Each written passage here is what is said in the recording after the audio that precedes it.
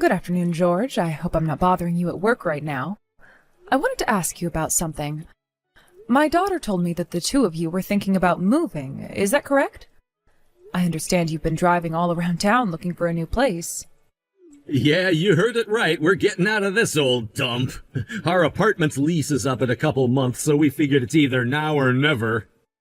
This place has served us pretty well for the time we've been here, but the place is starting to get kinda cluttered, right?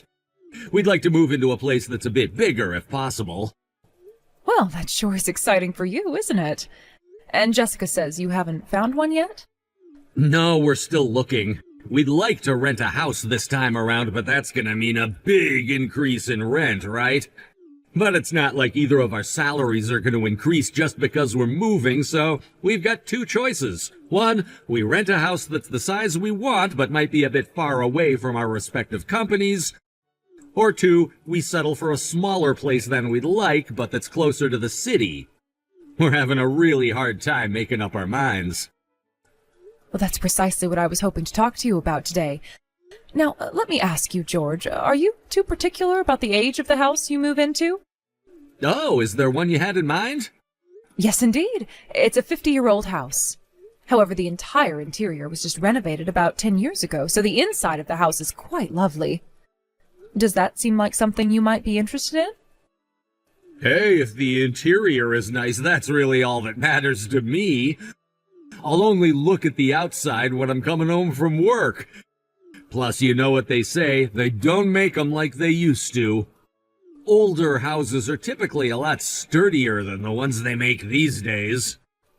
It sounds like this place will be perfect, then. There's no one living in it right now, so it's available.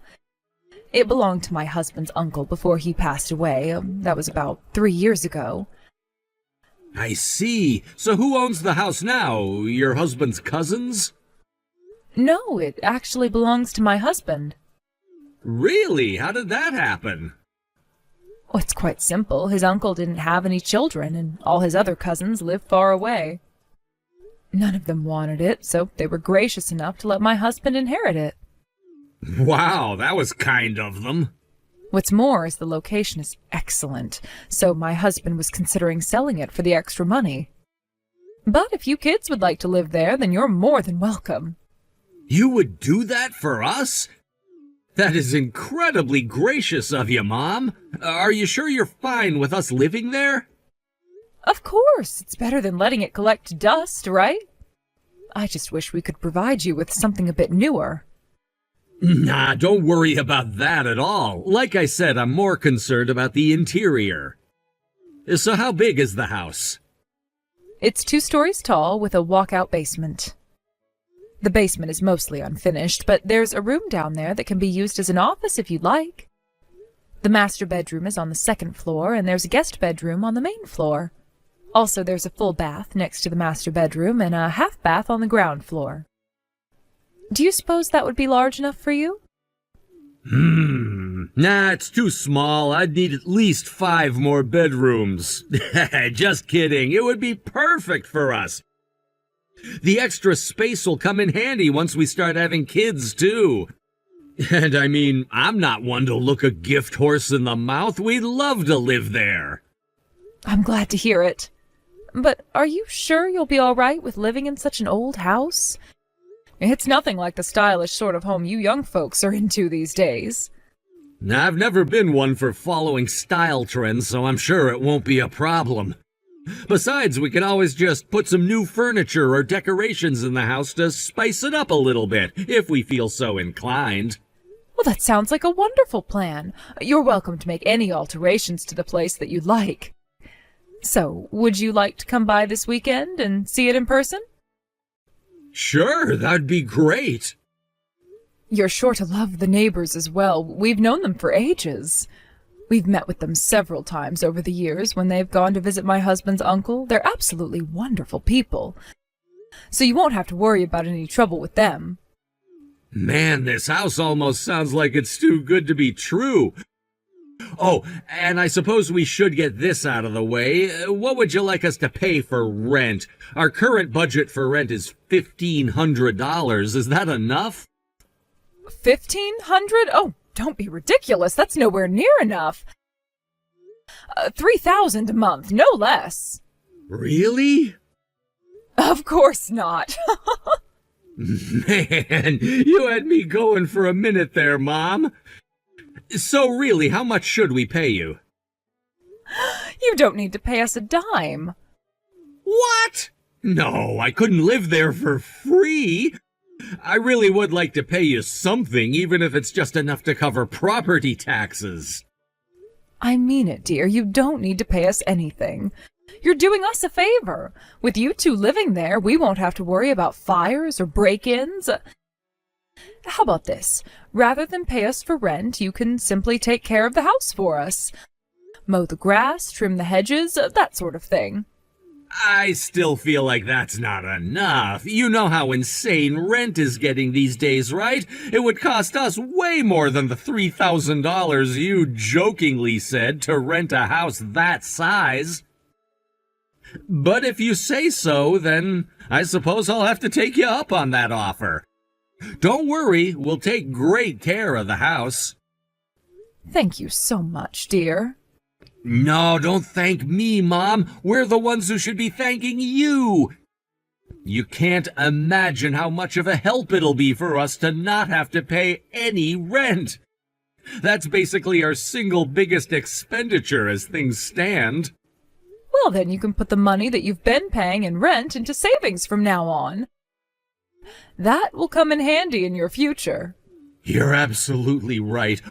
We'll do our best not to take it for granted and be just as frugal as we've been. With this, we'll be able to save more money this year than we have in the last several years. Oh, that's wonderful to hear.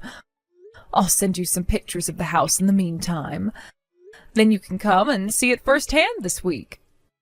Sounds like a plan. I really can't express enough how much I appreciate this, Mom. Hey there, Mom. I just wanted to tell you thanks again for helping us out with the move the other day, as well as for the gift you gave us. You didn't have to do that. It's enough of a gift that you're allowing us to live here.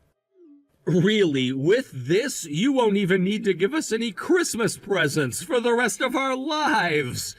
Sorry it took me a few days to send you a thank you message. We've been busy, as I'm sure you understand. Don't mention it, dear. It was our pleasure. Have you gotten all your things sorted out, then? Yep, we just got finished unloading the last cardboard box yesterday evening. Excellent. And are you getting accustomed to the house? How is it treating you? It's better than I ever imagined. I can't believe we put up with living in an apartment for as long as we did. This is fantastic. Are you finding it comfortable? Well, the age of the house still has me concerned. Everything about the house is great, Mom. It's like you said, the renovation was really well done. I especially love the full bath on the second floor. It even has a built-in jacuzzi. My husband's uncle had excellent taste, didn't he? Yeah, you can say that again. Oh, and thanks for giving me the idea about turning the basement room into an office. Oh, so you did take my idea then? That's wonderful. So you have your own office now? I know how often you work from home. Yeah, that's one of the wonderful things about running your own business. You end up taking work home with you just about every day. I've had to set up shop in the middle of our living room up until now, which Jessica wasn't a big fan of. Now I'll be able to get my work done more efficiently and without bothering my wife.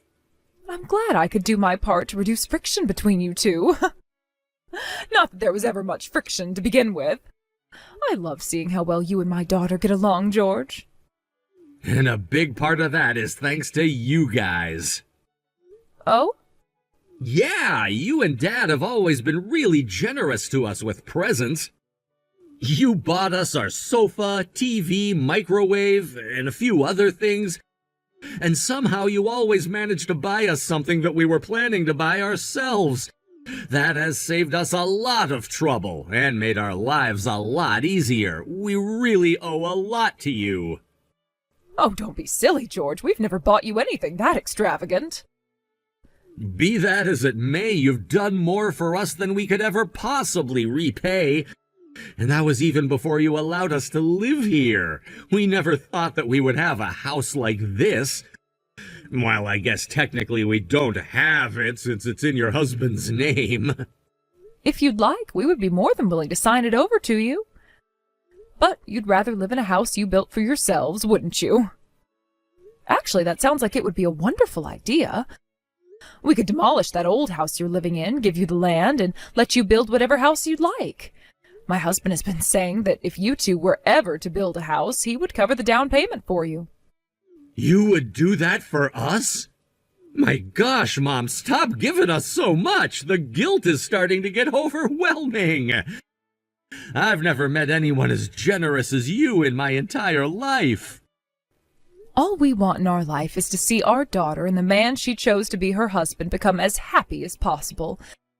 We're glad to do whatever we can to make that happen. Good evening, George. I hope I'm not disturbing the two of you by texting this late. Are you going out to dinner or something? Hey, Mom. No, I'm out of the house right now, but Jessica should be at home. Why do you ask? She's at home, is she? Oh, that's strange. There doesn't appear to be a single light on in the house. I thought for sure there was nobody home. I just so happened to drive by your house on the way home from a friend's house. Huh. You know what? I'll bet Jessica just went to bed early. It's almost like sleeping is her hobby or something. There are some days when she's in bed and asleep before 9 o'clock. Really? Well, that's odd. She was never like that when she was a child. Has she been like this for a while? Is she having any health issues? No, she's perfectly fine as far as I can tell. She's as healthy as a horse, pardon the metaphor. Was there something you wanted to talk to her about? I was just concerned about her is all. I haven't heard much of anything at all from her lately. I try calling her, but she doesn't answer. I text her, but she doesn't reply. When I think about it, I haven't seen her in over 2 months now. I'm sorry, Mom. I should have told you. Jessica is super-duper busy right now, and it's all my fault. What do you mean? I'm having her help me out with some work stuff. Could you be more specific? She was an accountant back before we got married, and her license is still valid, so she's taking care of filing my company's taxes this year. I was never very good with numbers, taxes, paperwork, and that sort of thing, so having her do it for me is a massive help. It lets me focus on the more important business matters. I see. And the reason it's particularly bad right now is because we got a huge influx in orders in the last quarter. She's got a stack of paperwork about a yard high that she's got to sort through, so yeah, that's why she's been so busy and tired lately. I'm really sorry. Oh, you don't need to apologize to me, George. I know you're plenty busy yourself. I'm sure Jessica's proud to be able to support such a capable and hard-working man as yourself. Hey, I'm nothing compared to Jessica. You should see her when she's on the job. She is super focused. And she seems like she legitimately enjoys it, too. I'll bet she likes doing my paperwork more than she likes doing the housework. Who knows? Maybe one of these days I'll put her in charge of the business and take care of the house for her instead. Ever since she was a little girl, she's always loved being helpful. It's not surprising to hear that she's so jovial about supporting you. This is a tough time for you, so make sure that you're there for each other. I'm sure that the two of you can get through anything as long as you work together. We'll definitely do that, Mom. I'll have her contact you just as soon as her workload settles down. Again, I'm sorry to make you worry about her. I should have said something to you sooner. No, I'm sorry for taking time out of your busy schedule. I'll leave you to your work, George. Have a nice evening. Hello there, George. Do you have a minute? What's up, Mom? I was wondering, is Jessica with you right now? She sure is. We're out on a little mini vacation right now. We're staying at a bed and breakfast in the woods, and it is gorgeous. Oh, well, isn't that nice? Are you enjoying yourselves? Yeah, it's super relaxing out here. We've been so busy with work lately that I thought it would be nice to have a little overnight outing. You know, just to get away from everything and unwind. So is there something I can do for you? Is something up? Yes, actually, I received a call from your neighbors. You know, the couple that I told you we were friendly with. They told me that there was something odd with the house, so I came out here to check on it. I'm standing at the front door right now, and I hear a voice calling from inside the house. But you tell me that you're both out at that bed and breakfast, so what in the world could this voice be? Wait, you're at the house right now? That's right. When the neighbors told me they heard a strange voice coming from inside the house, I rushed down here right away to see what was going on. A strange voice? What in the world could that be? So you're not sure either? Well, in that case, I'm terribly sorry to do this while you're away, but I'm going to head inside and check it out for myself. I brought my spare key with me, so I'll get to the bottom of this. Wait, Mom, do not go inside the house. George, what's the matter? It's too dangerous for you to go alone. You have no idea what's in there. It could be a burglar. Oh, you're absolutely right. What was I thinking? I'll call the police and have them come in with me. No, you don't need to do that. Seriously, it's all right. You don't need to worry about it. You know what? I'll bet that voice is coming from the TV. We were watching a horror movie before we left. I'll bet it got turned on somehow and the movie started playing by itself. Yeah, that's gotta be it. Tell the neighbors it'll be over soon, okay? You can go ahead and go home now. George, is something wrong? You're acting rather unlike yourself right now. Don't be ridiculous. I'm perfectly fine. Is there some reason that you don't want me to go inside your house, George? Something you don't want me to see? No, that's not it at all. Are you sure? It seems to me that there's at least one thing in there you wouldn't want me to see. Namely, the sight of my daughter tied up in the living room. Did you already go inside the house? Indeed I did. That's trespassing. You can't just go into people's houses without permission. You didn't close the curtains all the way when you left. I could see her through the gaps. You'll have to excuse me for not being more considerate of your privacy after seeing that. Also, lest you forget, my husband and I are still the legal owners of this house. We have every right to enter whenever we please. But it's still my house. You had no business going in there after I told you not to. My daughter's safety is more important than your pride as the man of the house. I had no choice but to go in and rescue her as quickly as possible. Jessica told me everything you've been doing to her, George. You've been treating her like some sort of slave. No, I haven't. Then why did you bind her arms and legs with duct tape and tie her to the pillar in the living room? Can you explain that to me? Well, it's, kind of a game, get it? A game? You know, the kind of game that adults play? In bed? I know it seems odd, but I swear she loves that sort of thing. In fact, she's the one who asked me to tie her up like that. I'm not a particularly big fan. I like doing it the normal way, but she was insistent. Don't insult my intelligence. She was shouting and crying for help when I found her. That voice the neighbors heard wasn't some horror movie. It was my daughter.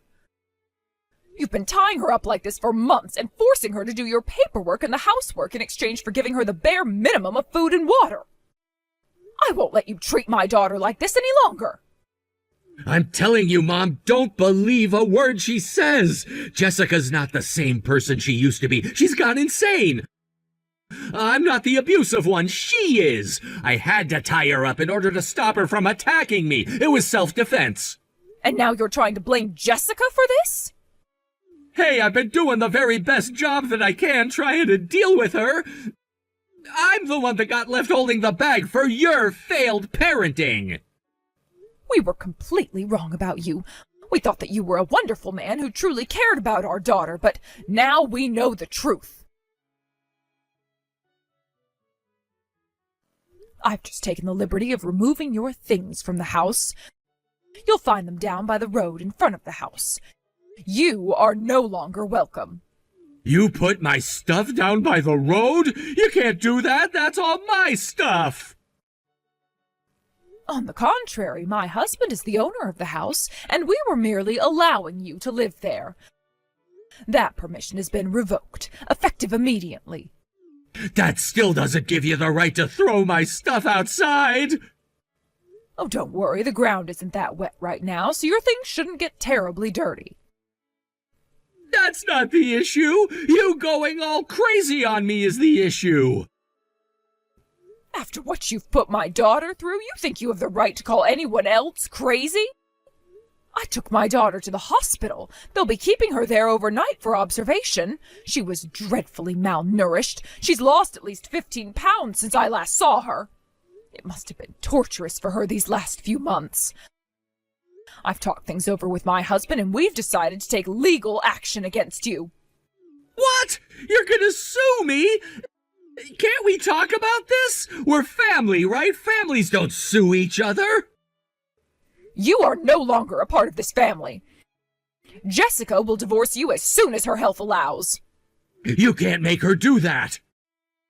I don't have to. She wants to divorce you. Well, I'll never consent. Once again, you don't need to. Our attorney will take care of you. My husband has been talking to him about the case while I've been taking care of my daughter and disposing of your things. We won't be pulling our punches, George. You should know by now that we will spare no expense when it comes to protecting our daughter's happiness. Please, you don't have to do this. All I was trying to do was teach her some discipline. It wasn't torture or punishment or slavery or anything like that. Discipline? Oh, you can't be serious. This is what you call discipline? Exactly what about Jessica was undisciplined, Can you tell me that? Oh, I'll tell you all about it. That girl is rebellious like you wouldn't believe. This was the only way I could get her to stay in line. Goodness, George, is English not your strong suit? Asking you to reduce the amount of work you were forcing her to do is not rebellious. Jessica told me everything. Once she started complaining about having too much work, you started threatening her with violence. What? That's not true. I wasn't threatening her. Sure, maybe I lost my temper and yelled at her a bit, but is that such a crime? Yelling? No, that is not a crime. Threatening her with violence, restraining her against her will, denying her food and water, those are all serious, serious crimes. All she did was push back against your outrageous expectations of her, and you bound her hands and feet for that?